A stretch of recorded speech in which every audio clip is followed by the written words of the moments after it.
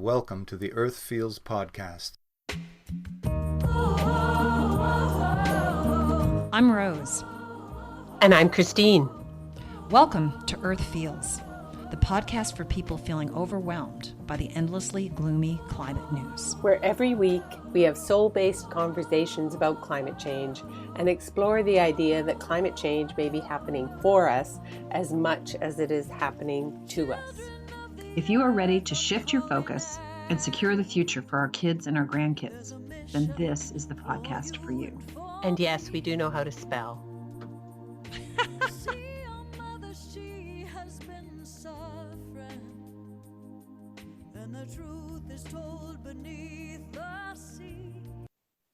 Hello, it's Rose here, continuing this month's focus on climate grief with guest thanatologist and visionary Dr. Kriss Kevorkian.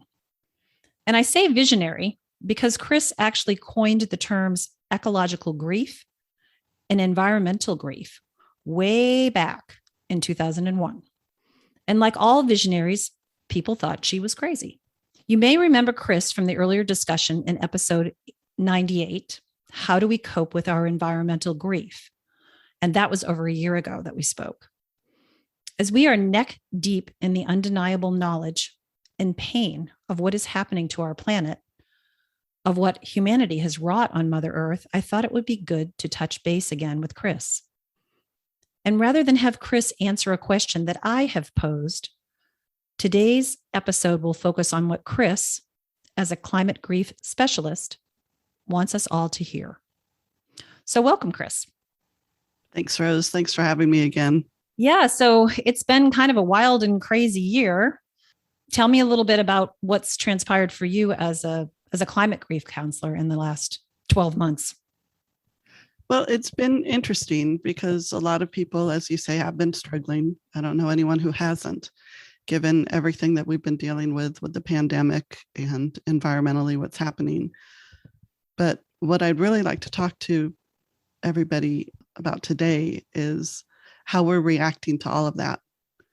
Because I think it's important that we look at our reactions and try to come from a place that's different than what we're used to. And this is something that I've been working on and have been called to do most recently, of trying to respond without judgment or condemnation of people who are struggling.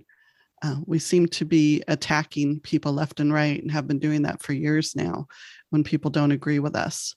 And I think we need to stop doing that because that doesn't seem to be productive in any way, shape, or form. I think if we're able to come from a place of love and try and understand where people are coming from, that would be more helpful for all of us, not just humans, but for the planet, for nature, for everyone as well. What I find is that we attack people left and right about environmental issues when people don't understand what's happening. We're doing that a lot in Washington State when we're discussing the southern resident orcas. I have a group called Legal Rights for the Salish Sea, which is trying to get rights of nature for the southern resident orcas. And we've just lost another one. So our population is now down to 74, but that includes Tokatai at the Miami Seaquarium. People have been working for ages to get Tokatai released and returned back to her waters here in the Salish Sea so she could return to her family. How long has she been gone? Was she taken as a baby? She was, and she's been there for decades. And when people have gone there and played the sounds of her family here, she responds and recognizes those sounds, the language. The people at Earth Loss Center, along with Orca Network, have been working to bring her back. We're trying here in Washington State to get our politicians and other elected officials and people in power to breach the lower Snake River dams in order to bring more Chinook salmon into the Salish Sea for the southern residents. That is their preferred food choice.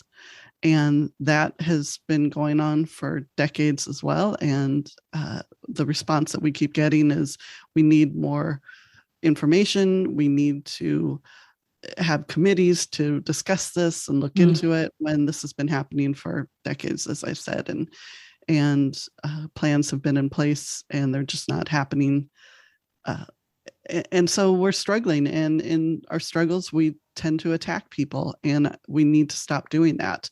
I think a lot of people are dealing with what's called vicarious trauma, which is our reaction to long-term hearing of traumas when we're just listening day in and day out to the traumas of our environment, that the environment, our nature is experiencing, caused by humans.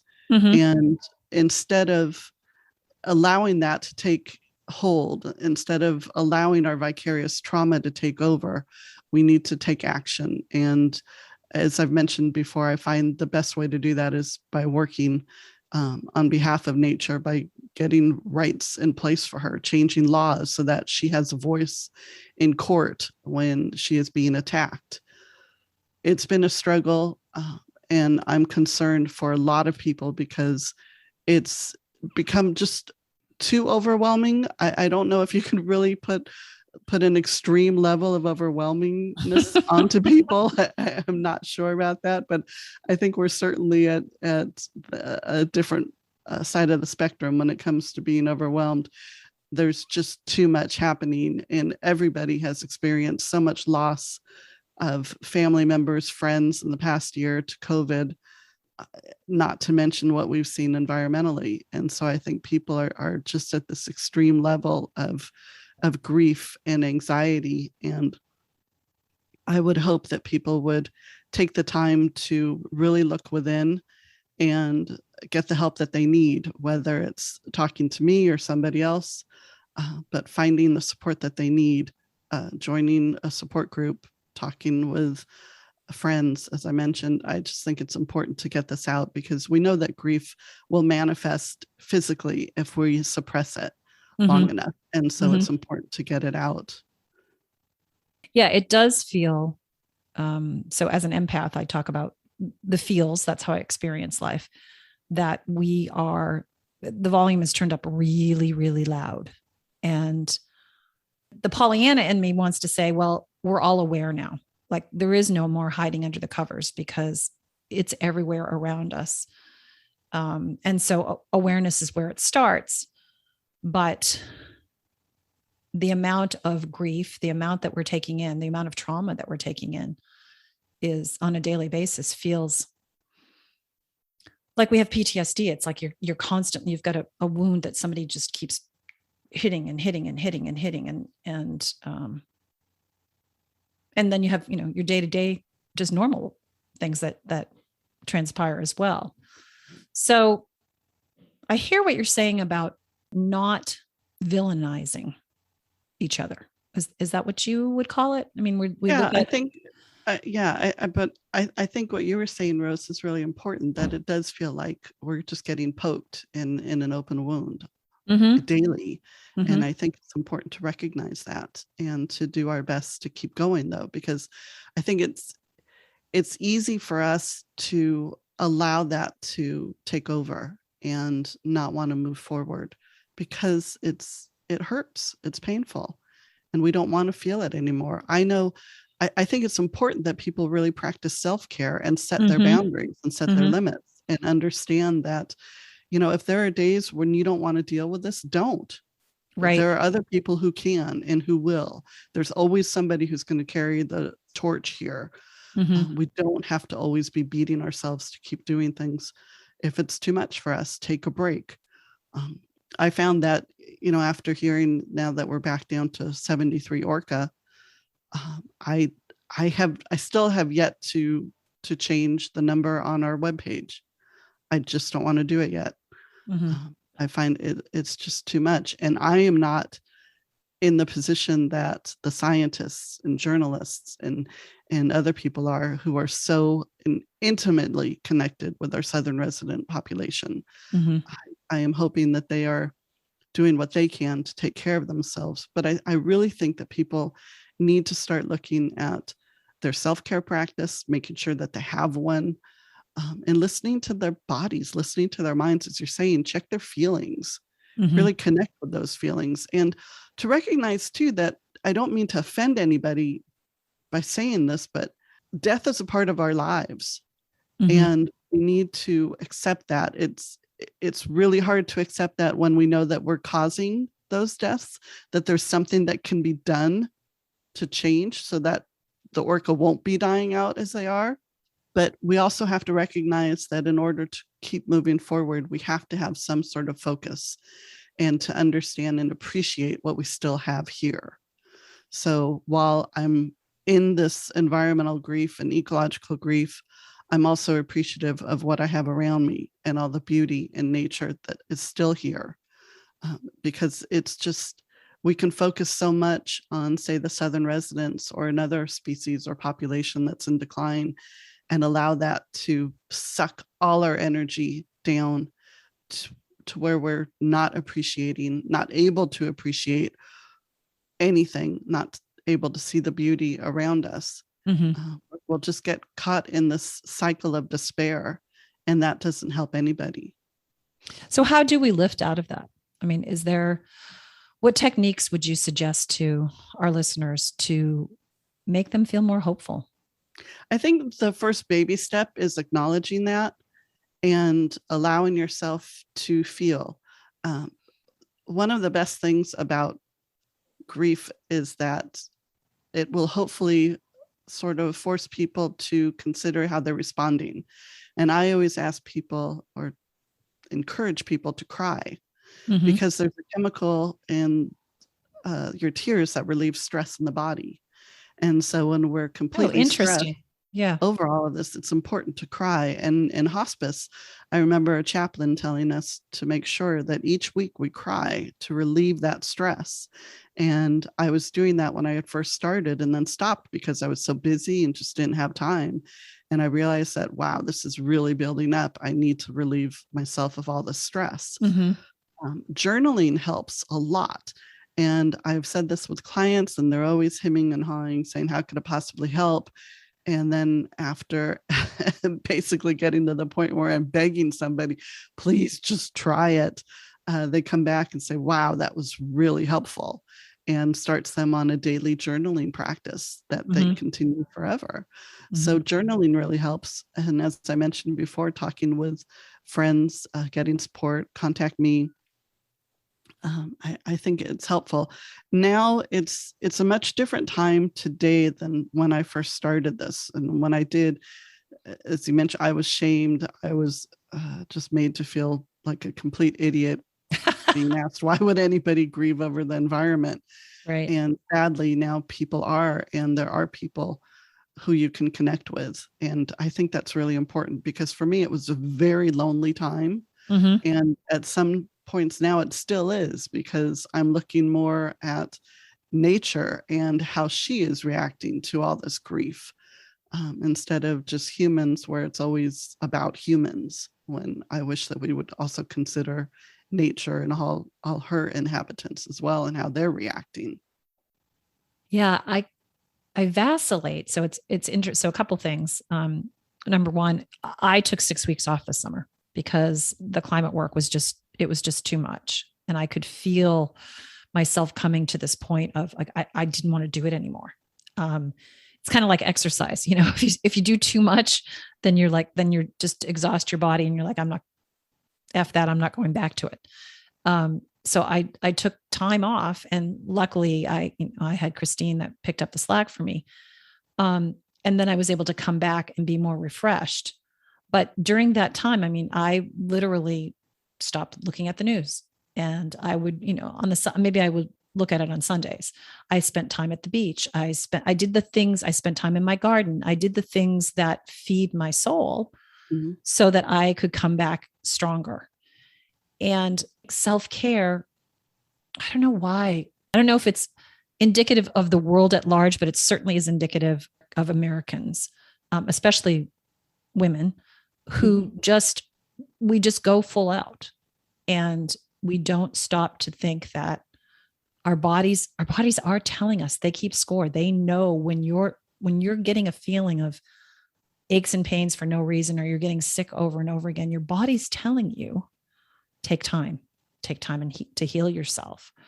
So I think it's really valuable what you're saying about self-care, putting some kind of practice in place, whether it's meditation, whether it's yoga, whether it's just going for a walk in the woods with your dog, something that you do that gets you out of your daily grind, and in nature, if you can, just so you remember the beauty, you remember what we want it to look like, as opposed to what it does look like. Right. But I applaud you for taking that time off, because a lot of people wouldn't recognize that.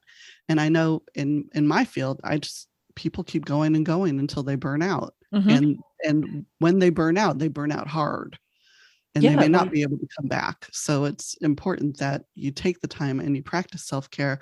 But what's interesting is that when we talk about self-care, we often talk about getting out in nature. And I hear this from students and from colleagues, and I always ask, so you're getting an incredible benefit from nature, but how are you benefiting her? Mm-hmm. And what's interesting is that people often don't consider that. And even when I talk with colleagues and others, I wonder, you go for walks, you do your thing in nature, but yet you aren't doing anything to protect her. You're not educated or informed about climate change. Mm-hmm. You're just taking nature for granted that she's always going to be here. And instead of really nurturing her and fighting for her survival, we're pushing nature back further and further as we develop and build more and more for human consumption. And I think we have to find that balance. And I think COVID is sort of teaching us that, teaching that we really need to start connecting more with nature as family and not as property. Mm-hmm. We need nature to feed us, literally. And people are recognizing that. And so I think, again, going back to the whole non-judgmental, it's just helping to educate people about all of this and helping to see where they are coming from and how we can help move them to an understanding of how important it is to view nature in a different way in order for all of us to survive well and thrive. Yeah, I saw a meme, I guess it was this morning, and it showed the forests and then like a clear cut, side by side. And it said something about that forests are only valued for the wood that can be cut down and used for building. And it really struck me as like, yeah, I mean, can we just give thanks to the trees for the oxygen they provide? And can we protect them for that reason alone? Can we give thanks to them for the carbon dioxide that they absorb, and know that in protecting them and protecting Mother, we're protecting our species as well as all the other creepy crawlies and two-leggeds and four-leggeds and whatever. But then why do we have to give value to some being for us? Why can't we just value that being just for being? Yeah. It always ends up having to relate to us, doesn't it? It does. I mean, as you mentioned. So I think helping people understand that and recognize that. Why should I care if somebody's kid survives or dies? Yeah. You put it in terms like that, it makes you seem all the more egregious. But if it's a land or a river or the salmon in general or orcas, then, it's not humanity. So it has something to do with us thinking we're at the top of the food chain. I mean, and I say thinking, we think we are, but without the pollinators. We believe we are. It's not just the thinking, Rose. Okay. We believe we are. We do. Yeah, you're right. You're right. But without the pollinators, we don't exist. Right. And it is an education piece. So this week, for my local book club, I've been reading Flight Behavior by Barbara Kingsolver. I don't know if you're familiar with that, but she wrote it back in 2012. So here we are 10 years later, looking at the information that she came out with then. And it's about the monarchs. And it's a fictionalized account of what happens to millions of monarchs that they're discovered someplace in Appalachia overwintering. The response of the small little town that these monarchs are found in. And, there's scientists that are coming in and studying them. And then there's their viewpoint. And then there's the viewpoint of the religious community in that little town, and they feel like it's a miracle. So they want them protected. So in some ways, those two are a little bit aligned, but although they see them in, science versus religion. And yet the people that own the valley want to clear cut that because they need the lumber to pay off a loan that they have on their farm. So I just think that what you're saying about there's so many different perspectives. How do we find our commonality? How do we find the place where we can say, I never looked at it that way before? That for me, this book was like, wow, there were so many different perspectives that, because you become enamored with individual characters, you're like, wow, I can see their perspective that I couldn't before. Yeah, I think it's difficult. When we came up with our work with legal rights for the Salish Sea, we were focusing on the Salish Sea and wanting rights for a sea. And people struggled to relate. They didn't really understand what would a sea need rights for? What does that mean? And when Taliqua lost her calf in 2018, that got international news because she was grieving. And people saw that as a tour of grief as she was raising her calf up for 17 days. Carrying it around. Yeah. And we decided to focus on the Southern residents. Originally, it was just whether it's the Salish Sea or the Southern residents, I saw getting rights of nature for all, because you can't have a population of orca living in a sea that is polluted and struggling and not thriving. And so to me, they go hand in hand. But when we started focusing in our educational component on community outreach, talking about the Southern residents, people related better. And people love the Southern resident orca here. But what's interesting is that when you focus on a species, often it has to be some species that one people will relate to, and one that has a beauty. Well, or something that they're familiar with, at least. Right. But we look at, if we were to say we need to save koala bears, which we totally need to after what's happened in Australia with the fires, they're cute and cuddly. But if we were to say, when we talk about bees and pollinators, people think, yeah, but, I've gotten stung by bees. I really don't care whether they live or die. They're not cute and cuddly. So it's the way they're sort of branded. No, I get that. I get that because I'm deathly afraid of sharks. So I don't really care if they survive or not. I mean, I do. And sharks are amazing. To me, they've always seemed to be perfect. I mean, they don't need to evolve any further. They are so perfect. Yeah. But yeah, people struggle with that. So it's finding that what we want to save and protect should be everybody, not just what is cute and cuddly or what we love, but everybody. Because again, if you relate that to people, I may not want to, help somebody who has differing opinions from me, but I'm going to, because I'm a compassionate person. Yeah. We shouldn't be choosing just because this person is good, I'll help, or this person is bad, I don't want to help, or this species isn't cute, or it scares me, as opposed to, oh, I love this, they're cute and cuddly. Agreed. But that seems almost like it's human nature. It is, but I think we could change human nature. I mean, we are able to evolve and adapt. We just tend to fight it a lot. But if we look at nature, I always get blown away by how everybody who I live with here, they're able to adapt to me. They're able to adapt to the changes, the squirrels, all the variety of squirrels, the birds, everybody. I put out a bird feeder, and all of a sudden I have birds from all over the neighborhood coming, because apparently I have really good bird seed. So they told their friends. But we are able to adapt. It's just whether we want to or not. It's always about choice and free will. Yeah. And we can do so much, and we have the ability to make change today. It's just whether or not we're going to do that, and whether or not people are able to stand up and say, you know what, it's time. It's time. We've waited long enough. We need to make change. Corporations should not have rights over nature. It's just, these are silly common sense things, and they need to change. Yeah, I think part of the grief that I feel is that we do have choice and we do have free will. I just don't know that based on results that we will exercise it, or we will exercise it in time. Mm-hmm.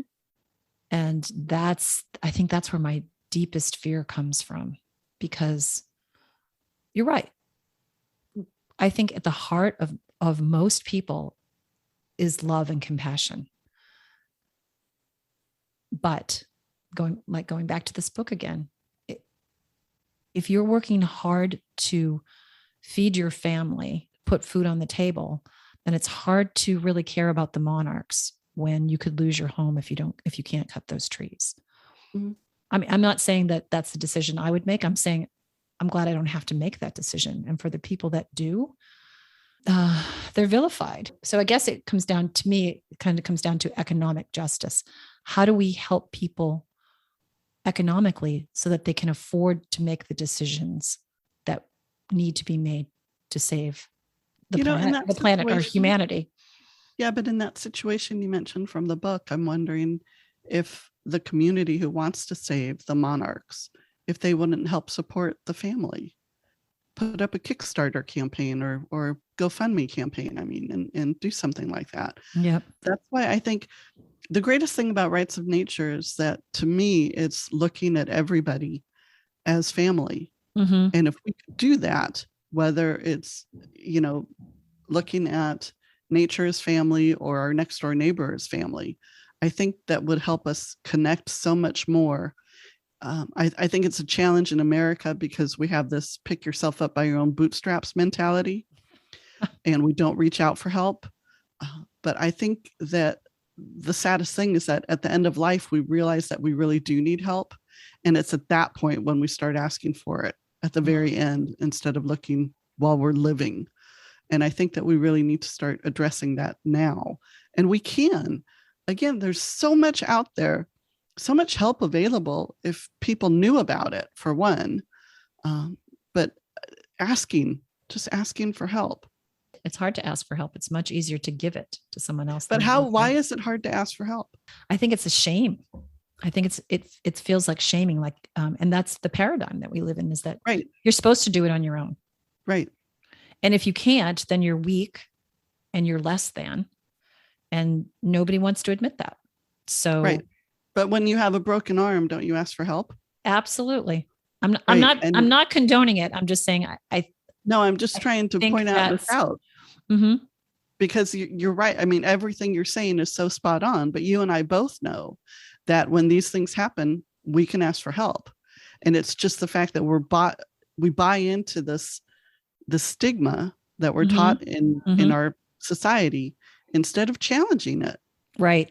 And the saddest thing again, too, at the end of life is when we look back, we often think about, why did I even think that? Why did I allow somebody else's opinion of me to change the way I did things? Yeah, to change the way I viewed myself. Exactly. Someone that doesn't know you at all, and their opinion of you matters more than your own opinion of you. Right. Yeah. Right. Or even if they're in your life for a certain number of years or something, it's still temporary when you look at your whole lifespan. Mm-hmm. Mm-hmm. So I think it's really looking at the choices and opportunities we have in life to see what we want. We're always talking about legacies too. So what do we want our legacy to be? Yeah. Well, I want to go back to a little bit to, what COVID has taught us, because I think that there have been a lot of lessons there in terms mm-hmm. of supporting one another, mm-hmm. That showed the grace that we can have for one another. Now, there are certainly segments of the population that feel like we shouldn't be giving renters the opportunity to forego their rent for an X amount of time. And if I'm a landlord, of course that's a different person. I'm going to have that different perspective. Mm-hmm. Paying frontline workers more money because they are on the front lines and they have not been given any kind of leg up ever. I think we kind of saw what was important and what wasn't important. And so to me, it's, can we take the lessons that we've learned and apply them in a broader perspective? Can we infer from what we learned from COVID and say, this is how it should apply to all of life, not just humanity, but to all beings? It's ripe with possibility. And any given day, sometimes I'm really excited by the fact that we have kind of turned a corner. And yet, then is it enough? Is it fast enough? Is it, all those doubts come in. Right. I think we have so many opportunities to be different throughout this experiment, this experience that we have. It's very unique, and it's amazing and beautiful in a way that we get to live through it because of the lessons that we can learn.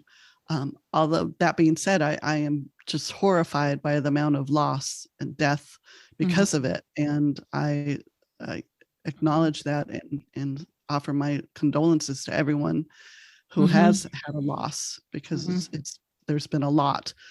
Again, I think there's so many opportunities here. I think that people did become closer with their neighbors. People were looking out for one another, looking from the positive perspective, I'll say, and then growing their own vegetables, growing their own food, seeing that they have the ability to do all of these things and share with others. I know people here in Washington who just started growing vegetables in their front yard and leaving signs, take what you need. And that was so beautiful. And the fact that, insurance companies finally wised up, and the government did, saying we're going to cover most people. We should be doing that regardless. We shouldn't have the insurance restrictions we do when it comes to healthcare. We should be respecting and valuing those people who work the hardest, whether they're medical professionals or mental health professionals or the people at the grocery store, the postal service, all of these people, because everybody has a role to play, and we need to respect that and not attack. I have a friend who's a pharmacist, and she had to quit her job because she was being attacked by customers day in and day out. She was going home crying, and she finally had to quit her job. That's years and years of education and financial investment.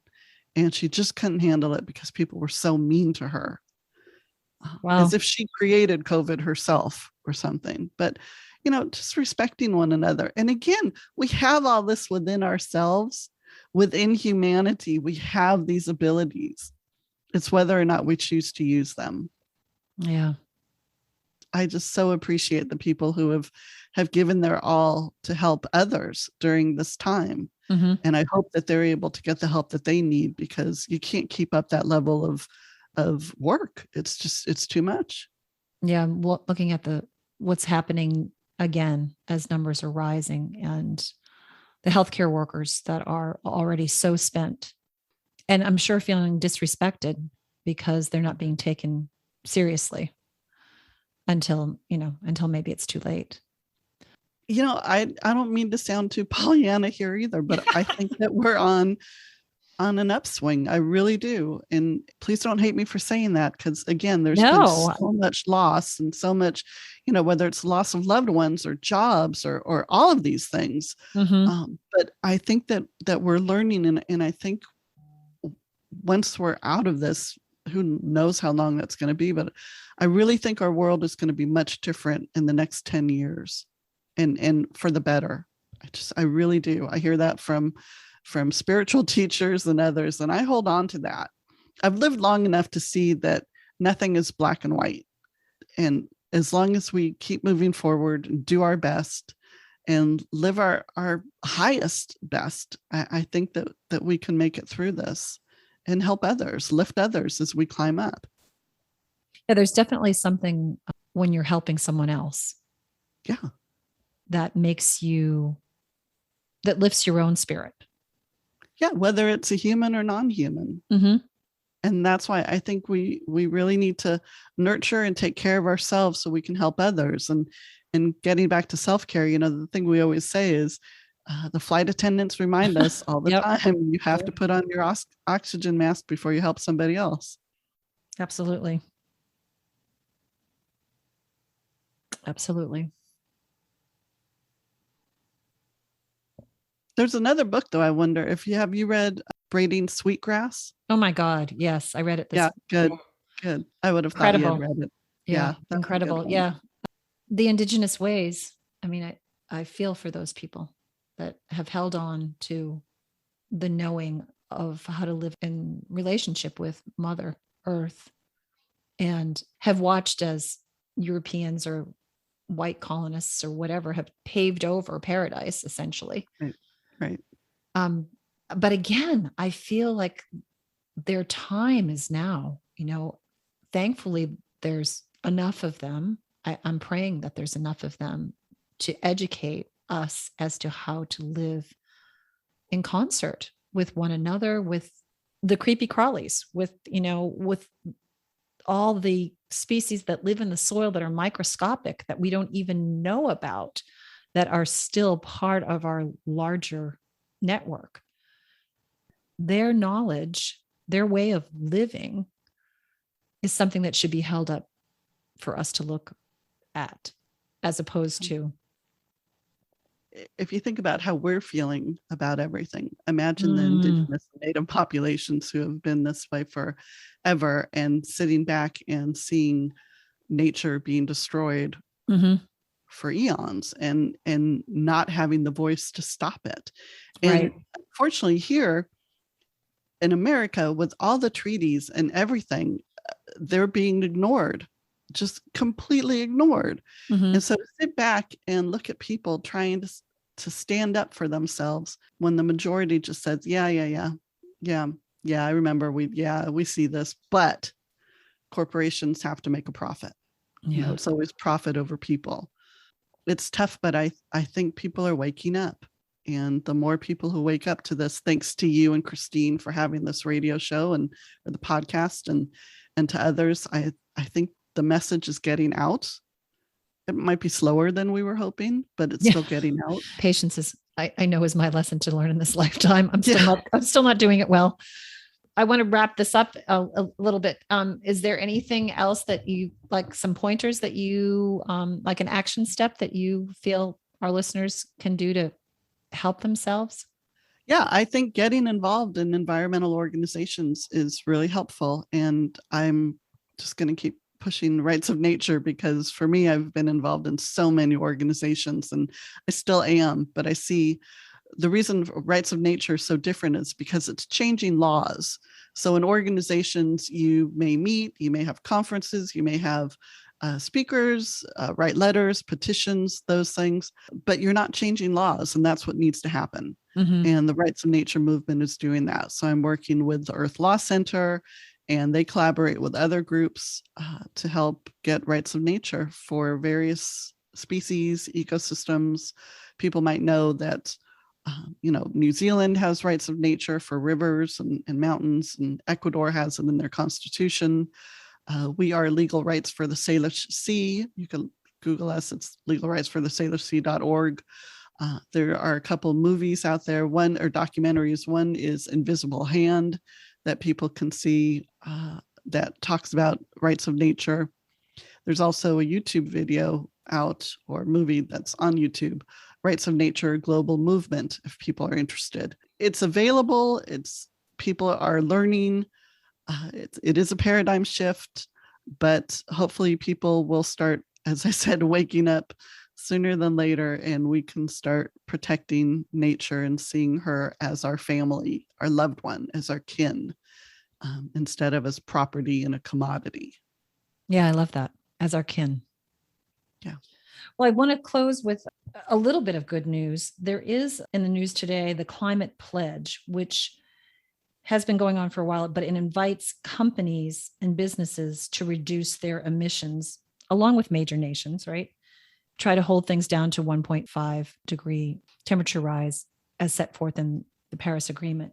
But today, HP, Procter and Gamble and Nespresso signed on. So now they have 121. I mean, that seems small, but they have 121 corporations that have said that they want to be part of this. So baby steps forward. So thanks, Kriss. Tell us what you do when you feel like you're at your wit's end. I am very fortunate because I am surrounded by beautiful nature. My family, birds, squirrels, chipmunks, bear, deer, coyote, trees that I just love and see as my family. And I watch a lot of British humor, British comedy. Laughter is very good much- medicine. Yes. Yeah, laughter really keeps me going. That and Would I Lie to You is a show I've been watching that's from the UK, and it's just hilarious. So I just watch things that are funny. I too avoid the news a lot. I will look at it online when I'm in a good space to do so and skim through some of the stuff that just feels like noise to me. Yeah. Because what I keep finding is that I love sound, but I relate sound to nature. I relate a lot of human stuff to noise. And so I'm looking more at what I listen to. And I like listening to the sounds of nature. And when I don't hear sounds of birds, I get concerned and make sure everybody's okay. But I listen as much as I can because I think the sounds that I get to hear where I am are precious. And I'm grateful for them all the time. Lovely. Okay. Well, thank you for your time. Thank you. That's this week's episode of Earth Feels. Special thanks to singer-songwriter Kristen Hoffman for generously allowing us to use Song for the Ocean. Thanks for listening. Don't forget, subscribe to our podcast so you don't miss an episode. Catch you next time. Bye-bye. Children of the earth, I'm calling out. There's a mission for you and for me.